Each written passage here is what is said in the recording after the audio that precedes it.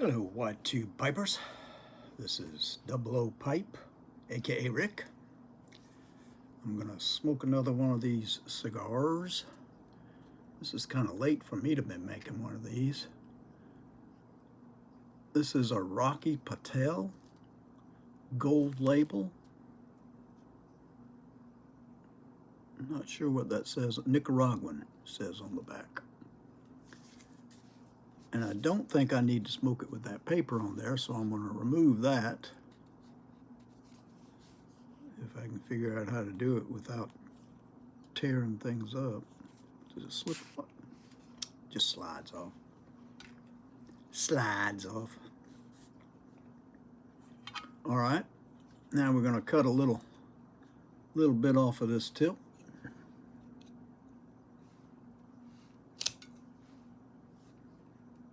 That should do it, wouldn't you think? And I think I got my blowtorch working. I'm not sure.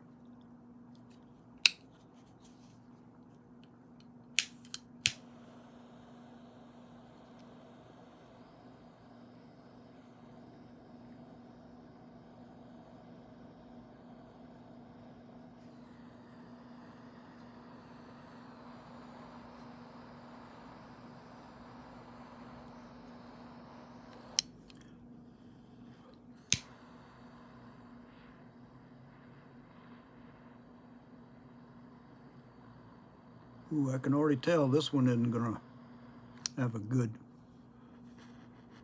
house aroma.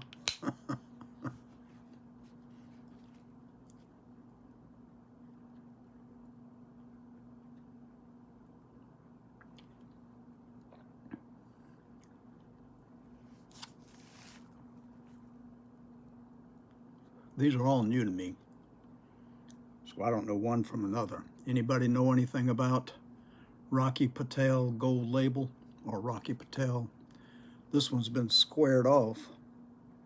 It's not round like the others, so I don't know what that means. Does that mean they put it in a box and squash it together? Why would they do that? Other than maybe to fit your mouth better. I decided to have a cup of coffee. It's kind of late at night to have a cup of coffee, but I'm having it because I heard coffee with a cigar is good.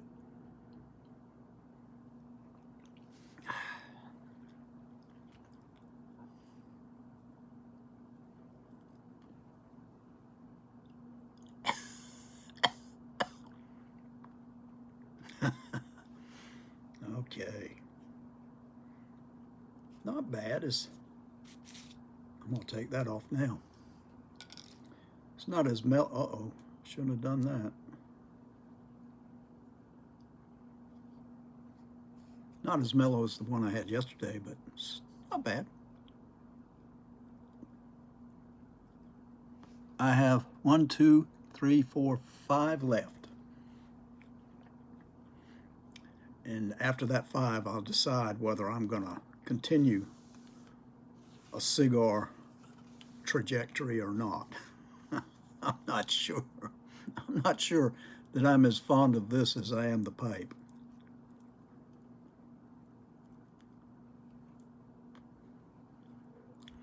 Maybe I should wait till summer. Some people say they're better in summer.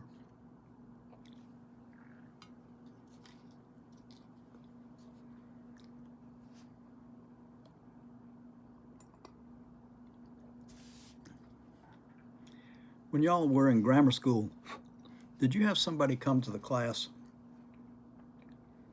and asked the class if they were interested in music?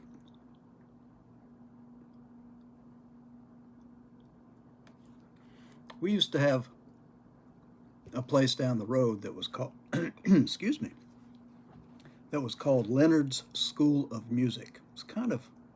It was there from the time I was in grammar school until the 80s, I'm sure, which would mean it was something that was known here on James Island.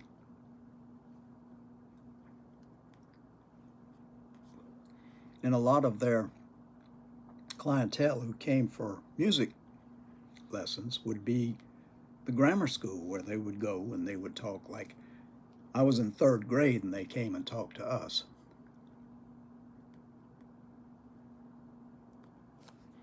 And they gave us a test with audible tones to see if we were tone deaf or if we had a sense of tone and pitch and all that stuff.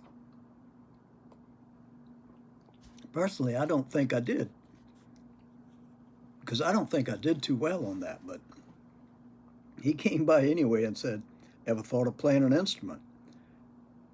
And I just thought for a minute. I said, "Yeah, trumpet. I always wanted to play trumpet."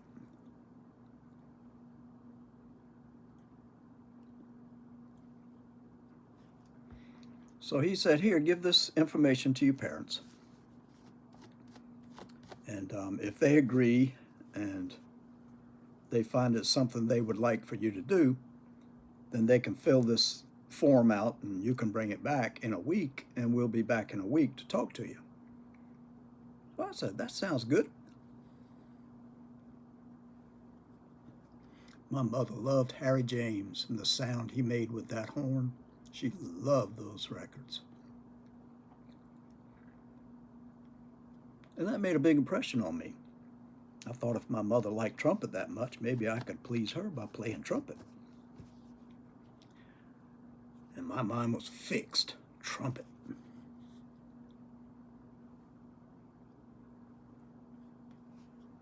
So I took the papers home.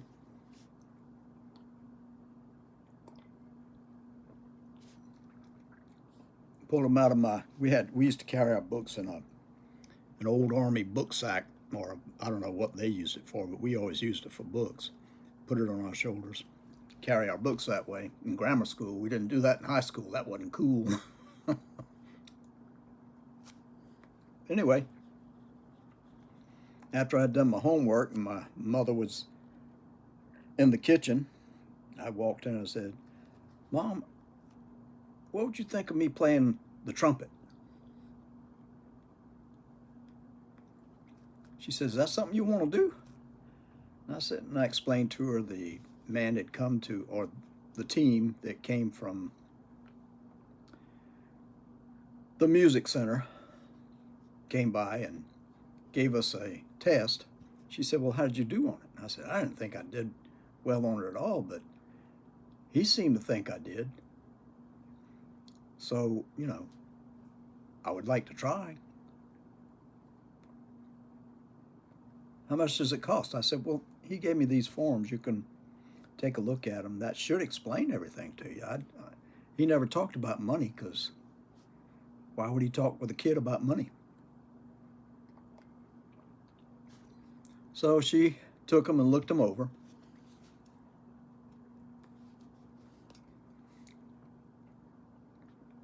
She looked like she was puzzled, and she went in there and talked to Dad. Excuse me. He said, "Son?" I said, "Yes, sir." "Come over here for a minute." I said, "Yes, sir." He said, "You're interested in music, playing a trumpet?"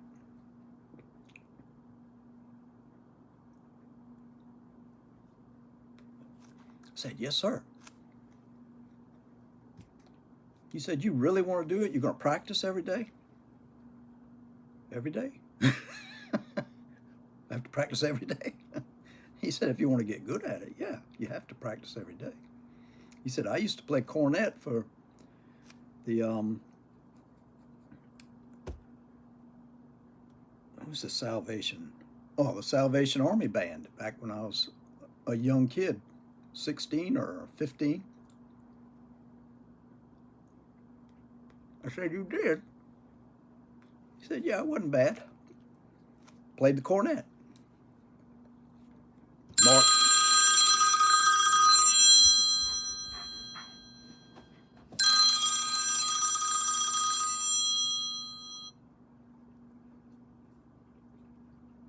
Hello? Hello?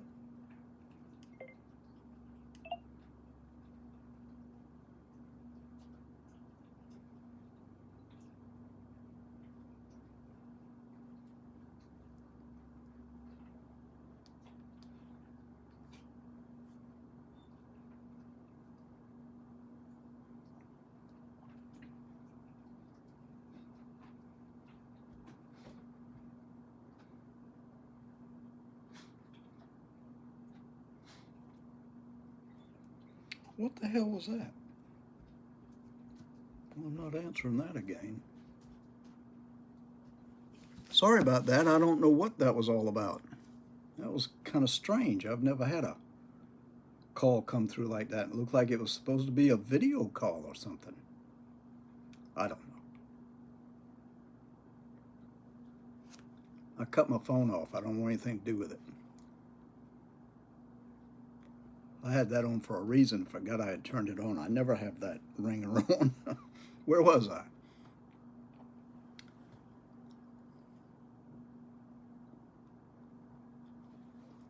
Dad was telling me about his playing for the Salvation Army in England when he was a teenager. It's the first time I'd ever heard that. Yeah, he played cornet, he said.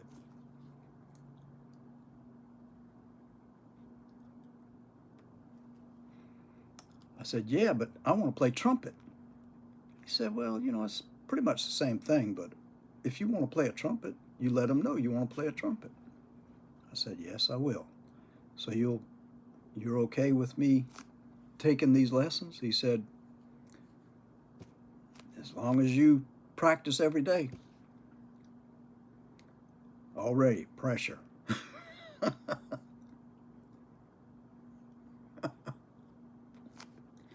I said, yeah, I'll practice every day. See, Clyde had taken tap dancing lessons whenever I was living with him, and he was teaching me how to tap dance, and I wanted to do something different. Well, this was my chance. So they filled out the papers.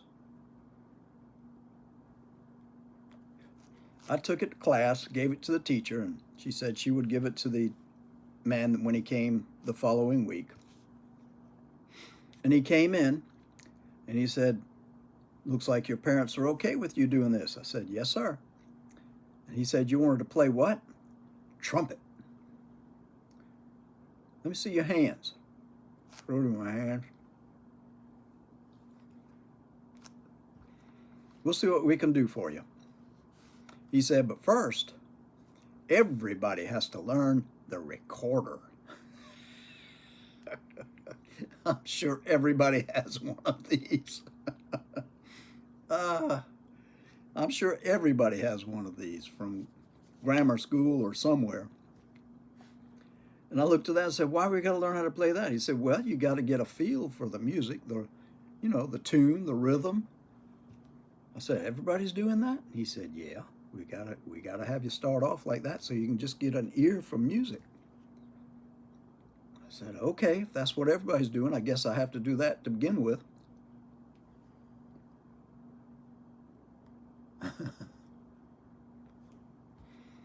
So that day he handed everybody out their recorder and gave them a packet of simple tunes and notes and stuff, and a diagram of which note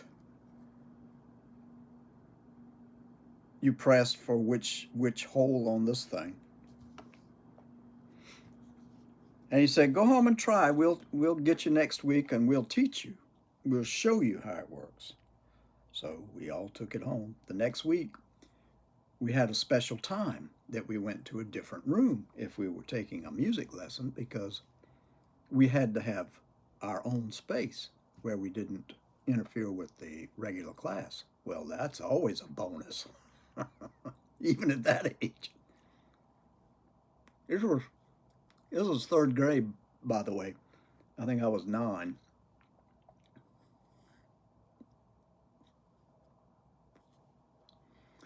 So every week we would go to this room and they would teach us to play a tune. I think I learned Twinkle Twinkle Little Star, and what's the one with the bridge? London Bridge is falling down. I think they're pretty close on it. Anyway, simple tunes like that, just something to get you for a feel for it, feel for the notes, feel for the tune. And about 5 weeks in, they brought in the musical instruments. And I was just all grins. I was going to get my trumpet.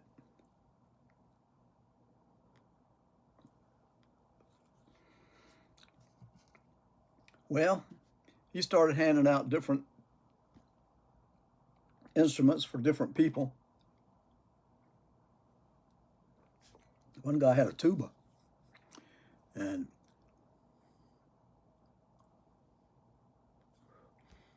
you know, sax. What's that little black stick called the licorice stick? I can't think of the name of it. But anyway, everybody had a different instrument because they all had a different feel for what they wanted to play. And then he came to me and he had this, looked like a suitcase, big, hard suitcase. And he opened it up and he took it out and he said, "We're going to give you a cornet." I said, "A what?" He said, "A cornet." I said, "I told you I wanted to play a trumpet." He said, "When you showed me your hands that day, I made a note that your hands were too small to play a trumpet and that you could learn a cornet. Same thing as a trumpet, except it's a little smaller for your hands." I said, "I want a trumpet." He said, "Well, you can learn on the cornet. And what you learn on the cornet, you can put into a trumpet once you grow a little bit. Whenever your hands get a little larger, we can trade the cornet for a trumpet." I said, "I want a trumpet now." I was a stubborn kid. He said, "I'm sorry, son, but you're going to have to learn on the cornet because I'm not going to give you a trumpet because you're going to have difficulty with your fingers trying to stretch up for those things." I said, "You sure I can be able to play a trumpet after learning on this?" I mean, it didn't look that much different from a trumpet, you know? Well, years later,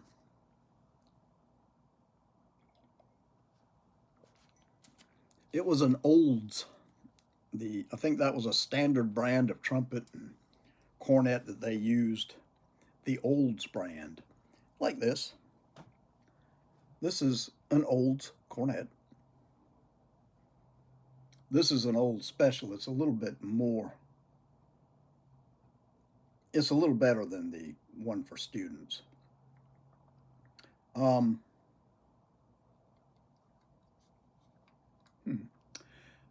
but anyway, I bought this in later years because I wanted something that was similar to what I had back when I was a third grader.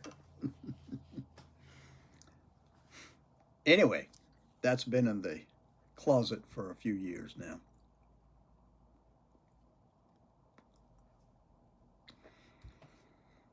Well,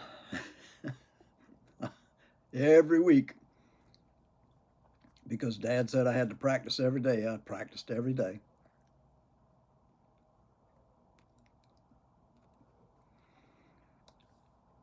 I wasn't too proficient, but I practiced every day. And we were in class one day, and he said, "Can anybody play a tune on just the mouthpiece?" So I said, "I can." And I played, I don't know what the tune was, on the mouthpiece. And he said, "That's pretty good.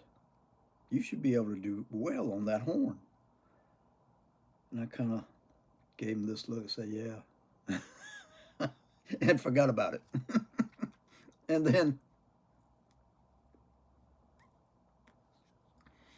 in October, when the fair came to town, I was trying to practice. Well, my cousin, Hayne, his birthday, we always celebrated his birthday out in his backyard with a big bonfire. His daddy always made a big bonfire. And we had a table out there. And I was inside trying to play whatever tune I was supposed to play. During that time, though, we all got into, well, I'll come back to that.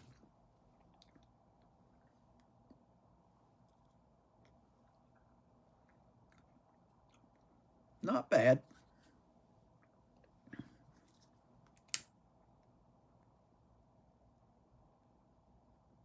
I've been trying that blow through to get whatever those collective tastes are out.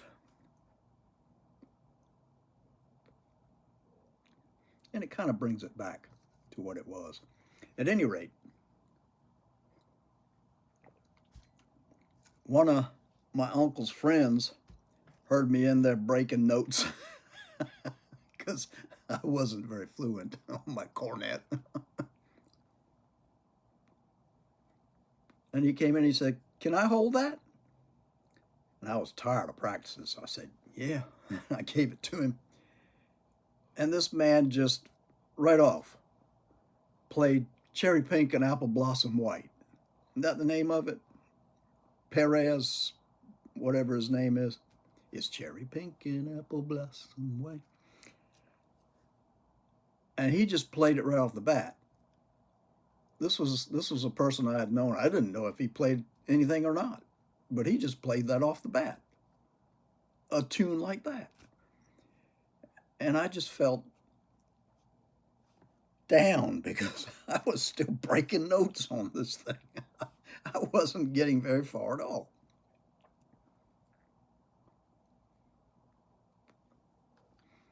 So anyway, I was getting kind of down because I wasn't doing what I wanted to do. I wanted to play all these, big tunes and everything, but here we were playing Twinkle Twinkle Little Star and whatever all those beginning songs are.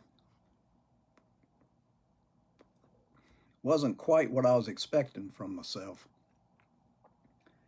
And then one day he put us in a situation where we all were sitting around as a band. And he was telling us how we were going to be in a band, and we had to not only play, but we had to watch him conduct. I got so confused, and I was so upset that this guy had just picked this horn up and played Cherry Pink and Apple Blossom White so mellifluously. I said, "I don't think I want to do this anymore." And I gave him back the cornet, went home that night and told my folks, "I turned into cornet. I don't want to learn anymore." And I have regretted that ever since. I have. I seem to have a problem with it, though, because when I first got out of pharmacy school, I went to that Leonard School of Music and said, "I want to learn how to play the trumpet." And I bought a trumpet, and he said, "Okay." And he was teaching me, and I was practicing every day, and I still was not doing as well as what I thought I should have been doing. And then I got sick. And then the next week I had a split lip, and it just, after 2 weeks of not playing, I just decided to quit again. And then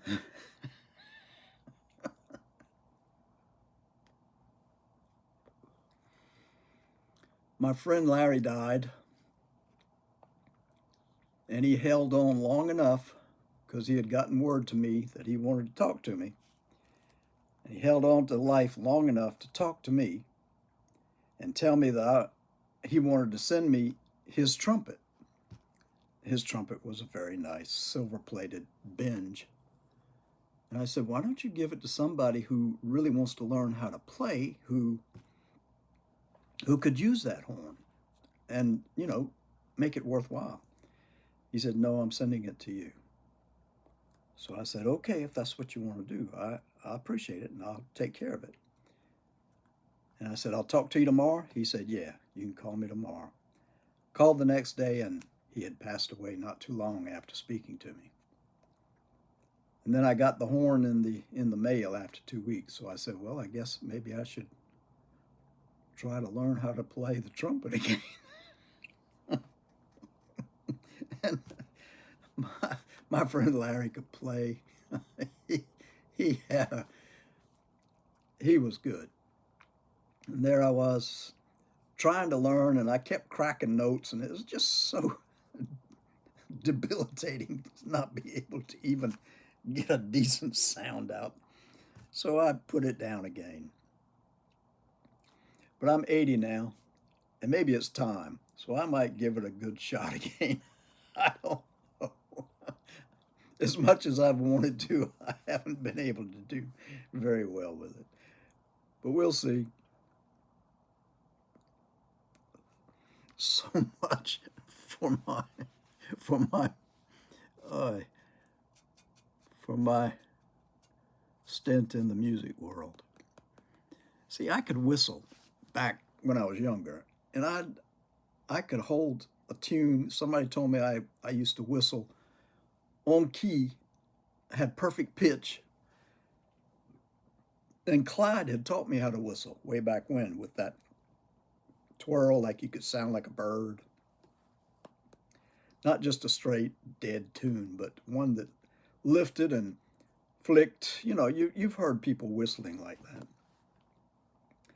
And that was so much a part of me that I would whistle all the time. And people didn't mind if I whistled, but other people, when they whistled, or if I tried to sing, they'd say, "Whistle, Rick." I couldn't sing either.